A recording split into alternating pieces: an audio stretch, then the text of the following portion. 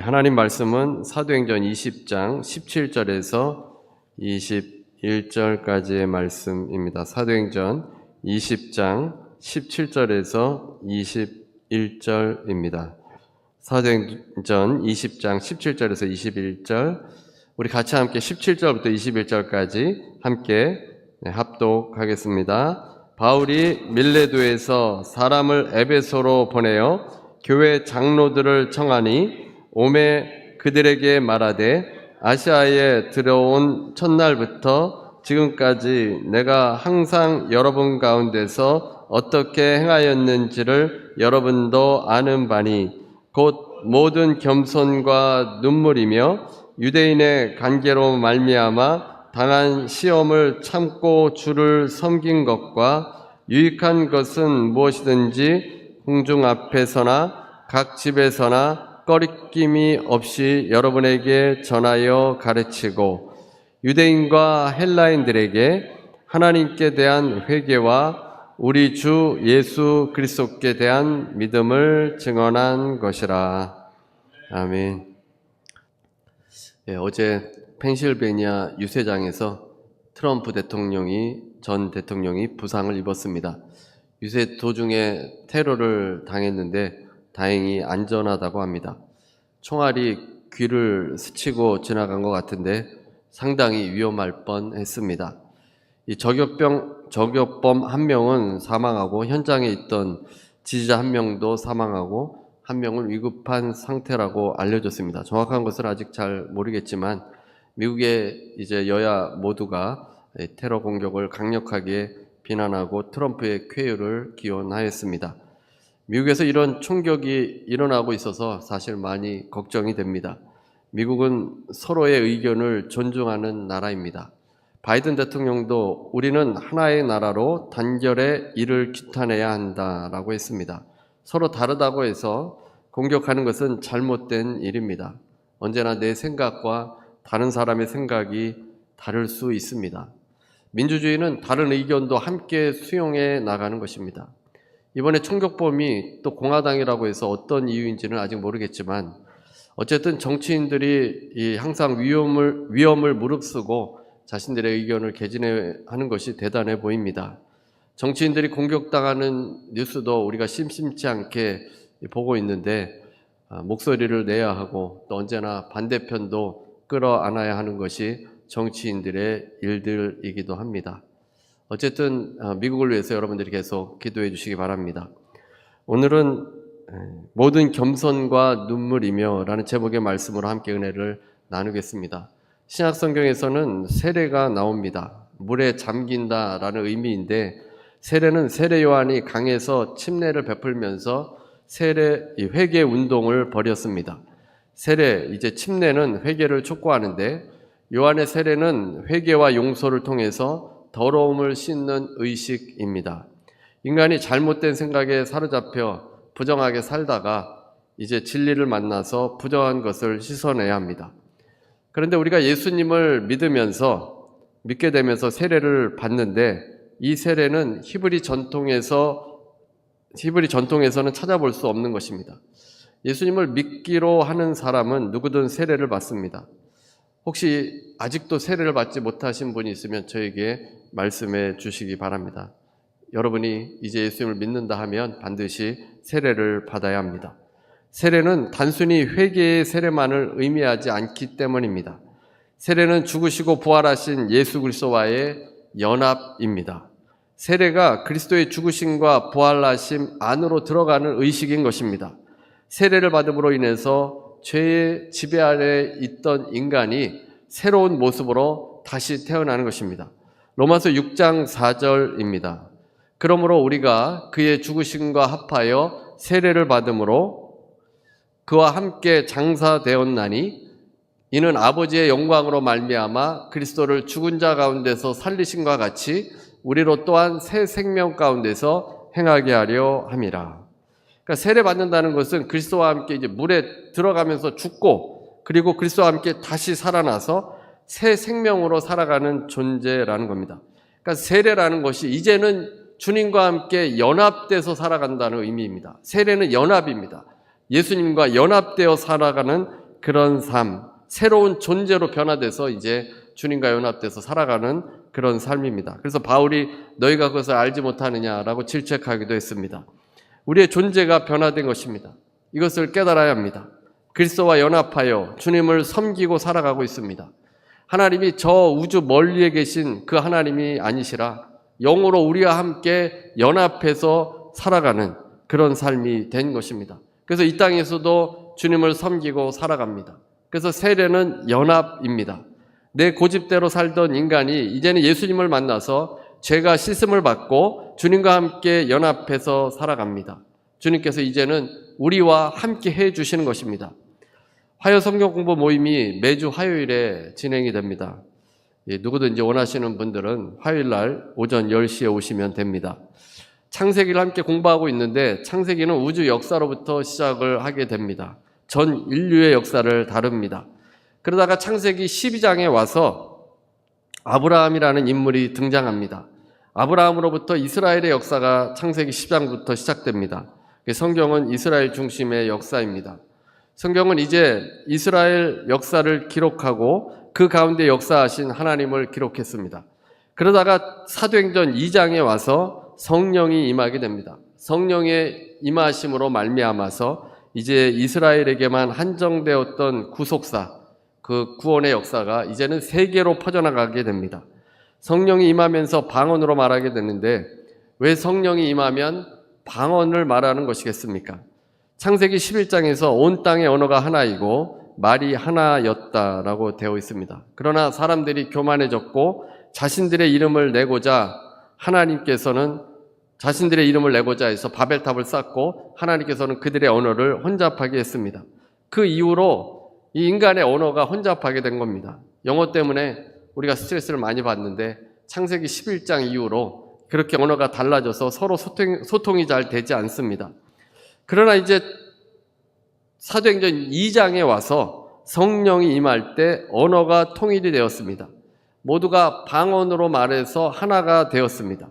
방언의 역사로 각 사람들이 자기의 언어로 알아듣게 되었습니다. 그래서 사도행전 2장부터는 다시 전 인류를 향하는 복음이 이제 흐르게 되었습니다. 그래서 성경을 나눠본다면 인류를 설명하는 창세기 1장부터 11장까지가 있고 그리고 12장에서는 선택받은 아브라함, 이제 이스라엘의 이야기가 시작되고 사도행전 2장부터는 다시 모든 민족으로 이 복음이 뻗어나가게 되어졌습니다. 이 믿음의 역사의 시작은 창세기 12장 아브라함으로부터 시작이 되는데 하나님께서 인류의 죄악이 관영함으로 말미암아 심판을 하십니다. 노아를 통해서 방주를 만드셨고 노아의 가족과 동물들을 보존하셨습니다. 하나님의 자녀들과 이제 동물들이 방주에서 보호를 받은 것입니다. 그런데 이제 아브라함부터는 하나님께서 아브라함과 함께 해 주십니다. 전능하신 하나님께서 아브라함과 친밀하게 동행해 주시는 것입니다. 하나님께서 아브라함을 부르셨습니다. 본토 친척 아비집을 떠나서 내가 지시하는 땅으로 가라고 했습니다. 그곳이 어디인지 미리 말씀해 주지 않으셨습니다. 만약에 목적지를 말씀해 주셨다면 아브라함은 그 목적지만 바라보고 그것을 향해 나아갔을 겁니다. 그런데 하나님께서 어디로 가라고 목적지를 말해주지 않았기 때문에 하나님이 지시하는 대로 여행 중에도 하나님께 귀를 기울여야만 했습니다. 늘 하나님과 동행하면서 하나님의 인도하심을 따라서 가나안 땅까지 오게 되었습니다. 아브라함은 이제 하나님과 동행하는 삶을 살게 된 것입니다. 약속의 땅 가나안 땅에는 기근이 들어서 이제 아브라함이 이집트로 내려갔는데 하나님께서는 그때에도 아브라함과 동행해 주셨습니다. 하나님께서 지시하신 땅 가나안 땅에 있어야 하는데 아브라함 마음대로 애굽으로 내려간 것입니다. 그러나 그렇다고 하나님께서 아브라함을 심판하지 않으셨습니다. 이집트에서 징계를 당하긴 했지만 하나님께서는 그 당시 최강의 나라였던 이집트의 왕 바로를 굴복시켜서 아브라함의 아내 사라를 돌려보내도록 했습니다. 아브라함은 하나님과 동행하면서 인생에서 하나님을 경험해서 복의 근원, 복의 통로로 살아갑니다. 아브라함은 하나님과 함께 살았습니다. 창조주 하나님께서 아브라함을 택하시고 그와 함께 해주신 것입니다. 하나님과 동행하는 삶이 어떠하겠습니까? 매일 기쁜 일만 생깁니까? 그러면 좋을 텐데 복의 근원이었던 아브라함의 삶을 여러분들이 창세기 12장부터 읽어보면 그렇지 않다는 것을 볼 수 있습니다. 아브라함은 하나님과 동행했지만 많은 고난을 겪었습니다. 또 오랫동안 하나님께 그 약속이 성취되기를 기다렸습니다. 오랜 시간이 걸렸지만 결국에는 하나님께서 아브라함을 인도하시고 약속하신 모든 것을 신실하게 다 지켜 이루셨습니다. 우리가 예수님을 믿으면서 착각하는 것이 있는데 모든 일이 원하는 대로 다 잘 되고 부자가 되고 문제도 즉시 없어지고 항상 내 생각대로만 된다고 생각하는 것입니다. 마치 요술램프 지니를 불러다가 내 소원을 다 이루는 것과 같은 잘못된 생각을 가질 수 있습니다. 아브라함의 삶만 보더라도 결코 그런 삶이 아니었습니다. 하나님과 동행하는 삶이었지만 참고 인내해야 하고 순종하며 하나님께서 이끌어 주시는 대로 나아가야만 했습니다. 약속의 아들 이삭을 얻기 위해서 25년을 기다렸습니다. 또 사랑하는 이삭을 제물로 바쳐야 하기도 했습니다. 그럼에도 인내하면서 하나님과 동행할 때, 하나님을 섬겼을 때 그가 믿음의 조상이 되었습니다. 아브라함이 뭔가 대단한 사람이어서 믿음의 조상이 된 것이 아니라 하나님의 은혜로 하나님과 동행하며 살았기 때문에 믿음의 조상이 되었던 겁니다. 하나님과 함께 살아가면 고난이 올 수 있고 아픔이 올 수 있고 또 인내해야 할 때도 있지만 주님이 나와 함께 하시기 때문에 그 은혜를 통해서 그 어려움도 이겨낼 수 있고 또 하나님께서 도와주시기도 하고 그 과정 가운데 우리가 믿음의 사람으로 변화된다는 것입니다. 믿음의 사람으로 우리가 성장할 수 있게 됩니다. 기독일보에 보니까 아프리카 교회에 만연한 거짓 복음에 대한 기사를 읽었습니다. 크리스찬 포스트지에 게재된 내용입니다. 아마 에치나의 칼럼인데 기독교가 아프리카에 들어오기 이전에 아프리카 사람들은 매우 종교적인 사람들이었다고 합니다. 그러다가 기독교가 전파되어서 기쁨으로 받아들였고 개인적인 구원을 믿고 모든 성도들이 죽음 이후의 삶을 고대했다는 것입니다. 1857년 선교사는 주민들이 구원을 받도록 복음을 전했습니다. 그러나 고통과 핍박과 좌절 속에서도 선교사들은 수많은 수고를 해야만 했습니다. 수세기 동안 선교사들이 애쓴 결과 자신을 부인하고 십자가를 지고 예수님을 따르는 헌신된 제자들이 생겨났다고 했습니다. 그런데 그 이후에 크리스찬들이 많아지면서 번영 복음이 아프리카에 퍼지게 되었습니다. 가난과 인간의 타락과 악한 통치와 부패 같은 문제에서 벗어나려는 수많은 아프리카 성도들에게 번영 복음은 그야말로 달콤한 사탕처럼 느껴졌습니다. 대형 교회들은 번영 복음을 전하고 아프리카 사람들의 세계관과도 맞아떨어져서 영적인 문제 해결보다는 이 땅의 문제에 더 관심을 가지게 된 것입니다. 아마 에치나는 서구 선교사들이 목숨을 걸고 전해준 복음은 오늘날 많은 교회에서 전하는 복음과 완전히 다르다고 했습니다. 사람들이 번영 복음에 치우치게 되면서 그리스도인이라고 하지만 세상 사람들과 똑같은 가치를 따라 욕심을 내게 되었다는 것입니다. 초기 아프리카 선교사들이 목숨을 걸고 수많은 고난 가운데 아프리카 원주민들에게 복음을 전한 이유가 무엇이겠습니까? 예수 그리스도를 전해주기 위함입니다. 영원한 생명을 그들에게 전해주기 위한 것입니다. 예수님을 따르는 것은 내 이익을 얻는 것이 아닙니다. 예수를 믿어서 내가 이 땅에서 부자가 되려고 하는 것이 아닙니다. 고난이 와도 주님과 함께 살아가는 것입니다. 마태복음 16장 24절에 보면 누구든지 나를 따라오려거든 자기를 부인하고 자기 십자가를 지고 나를 따를 것이니라. 주님을 믿는 사람이라면 나를 부인해야 합니다. 내가 드러나고 내 욕심대로 하는 것이 주님을 믿는 것이 아니라 내가 정말 예수님을 믿는다면 내 자신을 부인해야 합니다. 내 십자가를 지고 주님을 따라야 합니다. 보통 내 자신을 부인하라고 하면 듣기 싫어합니다. 귀를 막습니다. 내 뜻대로 되기를 원합니다. 그것이 죄의 본질입니다. 그것이 죄성입니다. 하나님의 뜻대로 되기를 기도해야 합니다. 아버지의 뜻대로 되기를 원하나이다. 번영복음은 구약 때 주신 하나님께서 복으로 주신 바라크라는 그 단어를 강조하다 보니까 그 복을 강조하다 보니까 엉뚱한 길로 빠진 것입니다. 하나님의 백성들에게 하나님께서 바라크, 이 복을 주셔서 번성의 복이 우리에게 있습니다. 그런데 예수님께서 오셔서 더 차원 높은 복을 우리에게 말씀해 주셨습니다. 팔복을 통해서 더 차원 높은, 더 귀중한 복을 우리에게 주신 것입니다. 하나님께서 하나님의 백성들에게 바라크의 복을 주셨기 때문에 우리가 번성하고 잘 되는 그런 복이 있는데, 그 번성이 우리의 목적이 되어서는 안 된다는 것입니다.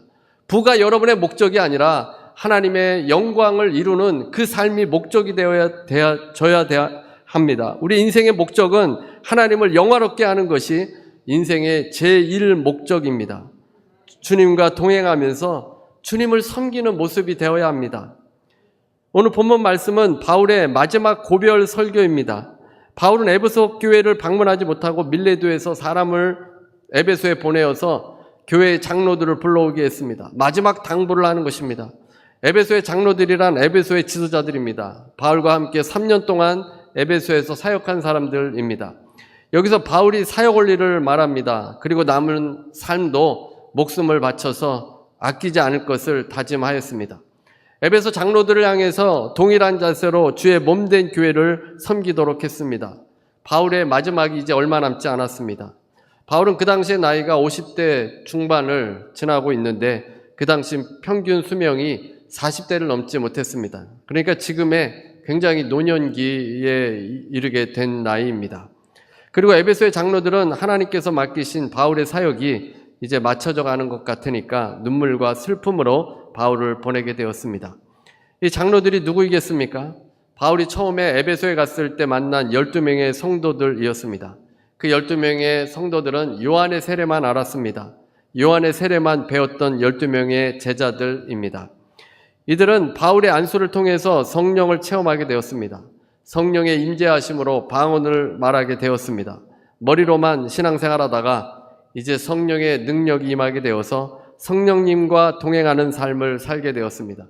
주의 영으로 그리스도와 연합된 삶을 살게 된 것입니다. 그리고 이들이 이제 바울과 함께 사역을 하면서 바울의 삶을 곁에서 잘 지켜본 것입니다. 오늘 본문 18절입니다. 오매 그들에게 말하되 아시아에 들어온 첫날부터 지금까지 내가 항상 여러분 가운데서 어떻게 행하였는지를 여러분도 아는 바니. 에베소의 장로들이 바울이 행한 것을 알게 되었는데, 여기서 알다라는 단어는 그냥 머리로만 이해한 지식이 아닙니다. 바울에 대한 경험적 지식입니다. 너희들이 나를 경험하여 알고 있다라는 것입니다. 바울은 중상모략을 당한 적이 굉장히 많은데 바울 가까이서 지켜보던 사람들이 항상 변론을 해 주었습니다. 가까이 있던 사람들이 바울이 어떤 사람인지를 알기 때문에 그 사람에 대해서 이제 보호해주고 또 막아주고 또 그 공격하는 자들에 대해서 이제 변론을 해준 것입니다.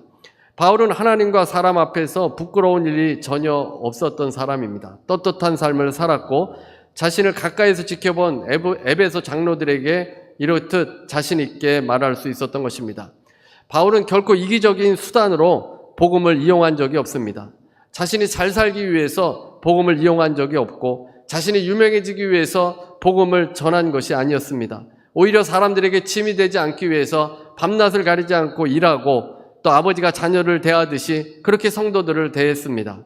바울이 왜 그렇게 했겠습니까? 바울은 예수님과 동행하면서 주님을 따르는 모습을 이제 삶으로 주위 사람들에게 보여준 것입니다. 빌립보서 4장 9절입니다. 너희는 내게 배우고 받고 듣고 본 바를 행하라. 그리하면 평강의 하나님이 너희와 함께 계시리라.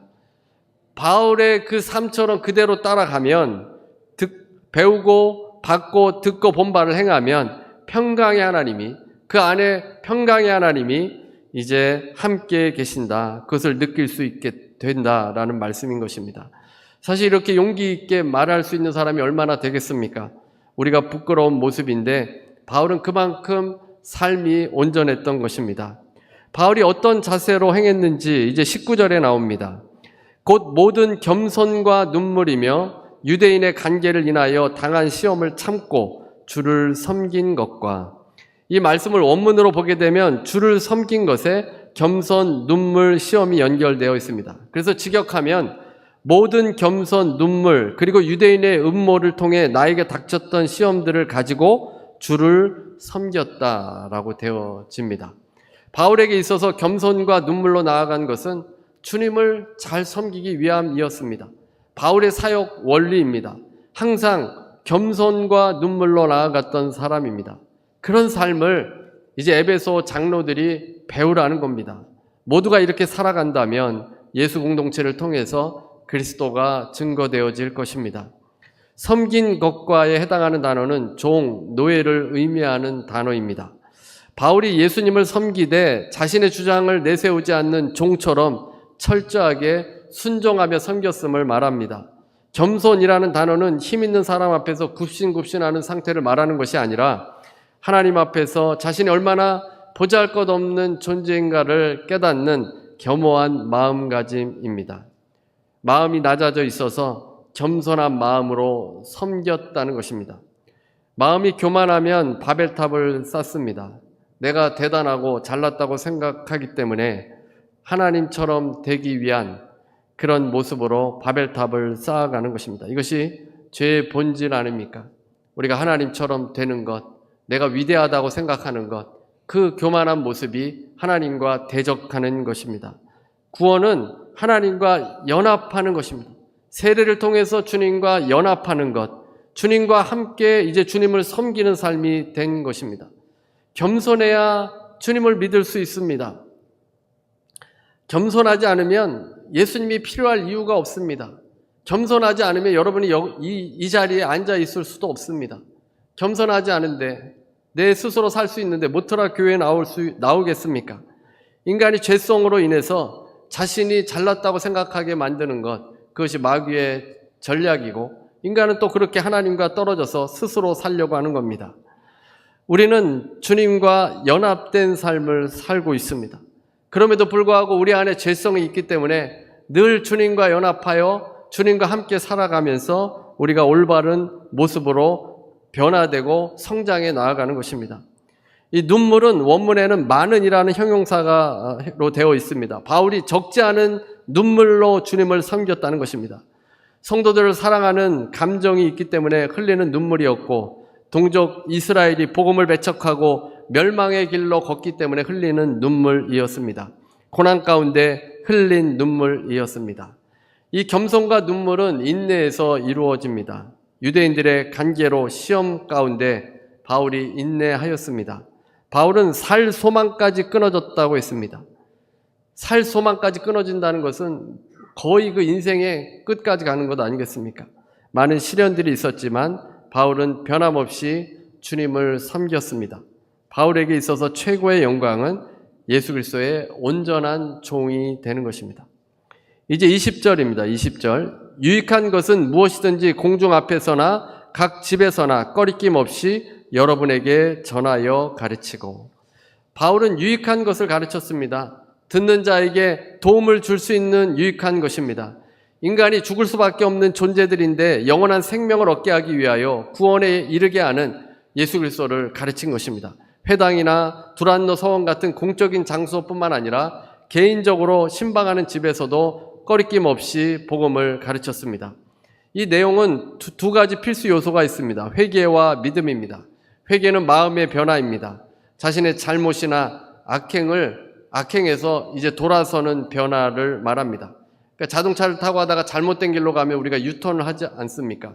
인생의 잘못된 길로 가다가 내 중심으로 살아가다가 이제 하나님 중심으로 유턴하는 것, 그것이 이제 회개입니다. 그 다음에 믿음은 하나님과의 관계를 확신하는 것입니다. 하나님과 이제 우리가 연합이 되어져 있는데 이것을 믿음으로 확신하는 것, 그 믿음을 말합니다.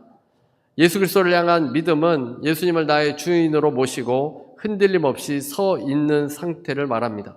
그러니까 복음의 핵심은 죄를 회개함으로 하나님께 돌아와서 예수님을 주인으로 모시고 살아가는 것입니다. 바울이 이 회개와 믿음을 가르쳤습니다. 여러분이 아는 것처럼 에베소에는 아데미 여신과 아데미 신전이 절대적인 영향력을 끼치는 곳이었습니다. 그 에베소에서 바울은 사람의 손으로 만든 것들은 신이 아니라고 했습니다. 에베소에 있는 그 많은 사람들은 오랫동안 에베소의 신, 그 아데미가 자신들을 잘 살게 해주고 풍요롭게 만들어준다고 이렇게 믿고 있었는데 바울이 와서는 그것은 신이 아니라고 말한 겁니다. 그러니까 우상의 도시에서 바울이 복음을 전하는 것은 굉장히 위험한 것입니다. 바울이 자신의 목숨을 내놓는 것과 같습니다. 마치 정치인들이 반대 세력에 의해서 공격을 당하는 것과 같습니다. 그러나 바울은 에베소에 유익한 것을 꺼리낌 없이 증거한 것입니다. 예수님에 대한 믿음을 증언한 것입니다.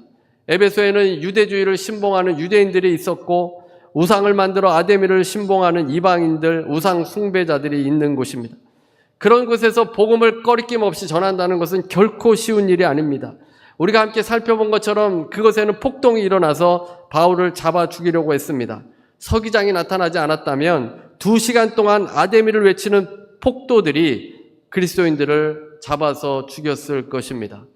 에베소의 장로들이 이런 모습들을 다 보고 직접 경험했습니다. 바울이 어떤 사람인지를 잘 알고 있었던 겁니다. 인생의 노년기에 있는 바울이 주님을 섬기며 증언하는 것을 3년 동안 잘 지켜보았던 것입니다. 그래서 바울의 말대로 바울의 그 교훈을 받아들이고 복음을 받아들이고 믿음으로 살아가게 되었습니다. 우리가 같이 이제 신앙생활 하고 있는데 믿음은 눈에 보이지 않지만 마치 우리 눈에 보이는 것처럼 느껴집니다. 믿음이 좋은지 믿음이 아닌지 우리가 조금만 같이 있어 보면 보여집니다. 그렇지 않습니까? 여러분들도 어느 분을 보면 저분은 굉장히 믿음이 좋네, 믿음이 좋지 않네, 이렇게 판단을 내릴 수 있지 않습니까?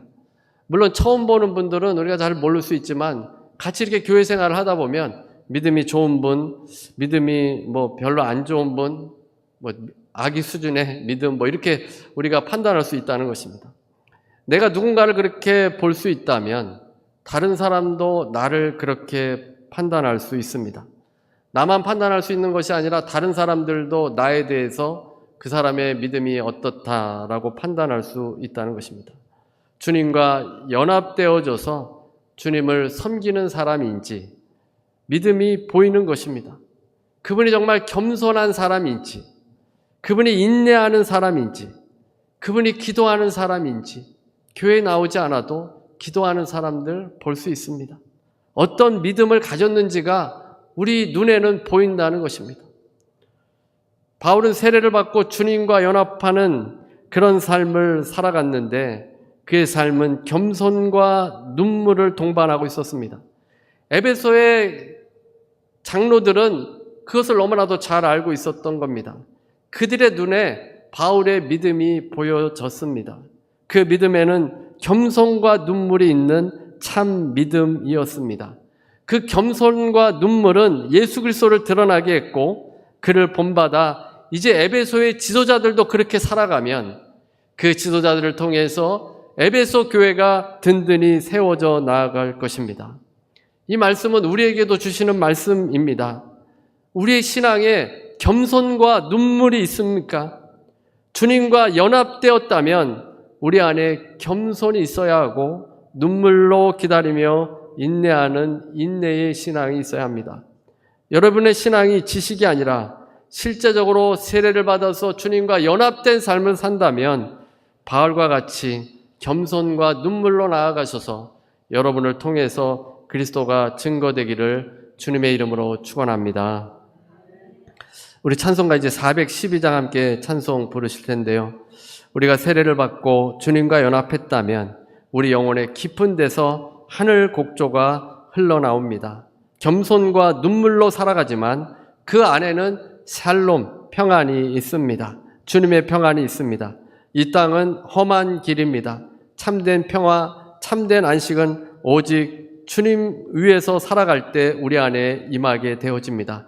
우리 같이 찬송하고 기도하는 시간 갖도록 하겠습니다. 제가 기도하겠습니다. 은혜로우신 하나님, 오늘도 우리를 사랑하여 주시고 우리 가운데 임하여 주시고 우리와 연합하여 우리 각자의 인생에서 또 함께해 주심을 너무나도 감사합니다. 우리는 여전히 부족한 인생들임에도 또 부정한 인간들임에도 우리를 사랑하셔서 예수 그리스도로 인해서 이제 하나님과 동행하게 되었사오니 아버지 모든 겸손과 눈물로 살게 하여 주셔서 주님을 온전히 섬기는 주의 백성들 될 수 있도록 은혜를 더하여 주옵소서. 아버지, 다른 것에 우리의 인생의 목적을 두지 않게 하시고 하나님을 영화롭게 하는데 아버지, 주님을 섬기는 목적을 가지고 살 수 있도록 도와주옵소서. 아버지, 주님의 백성들에게 하나님께서 많은 복을 내려주시고 또 좋은 것으로 채워주신다고 하셨습니다.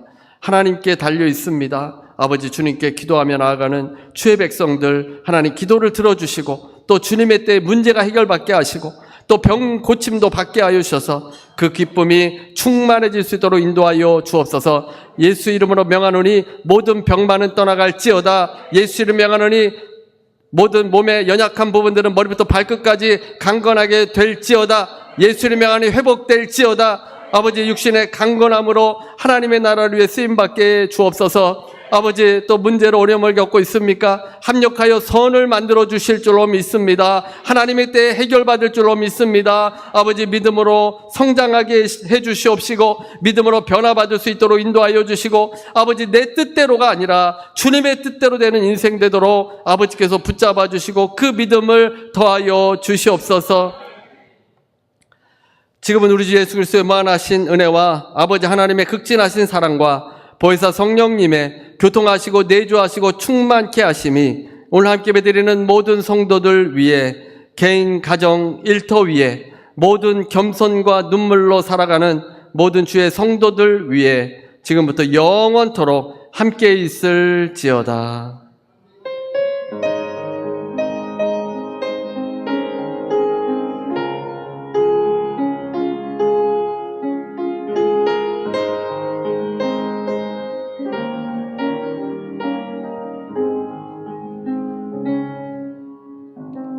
하나님께 감사의 박수 드리시겠습니다.